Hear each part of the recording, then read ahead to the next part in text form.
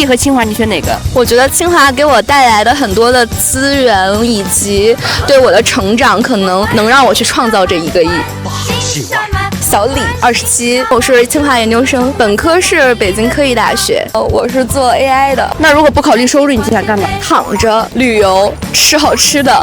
你有男朋友吗？没有。如果给你1000万，一辈子不碰男人，你愿意吗？1000万自己也可以挣到啊，努力。你觉得闺蜜和男朋友有什么区别？闺蜜是永远的，男朋友是流水的。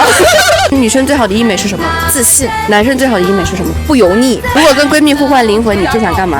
当一天美女。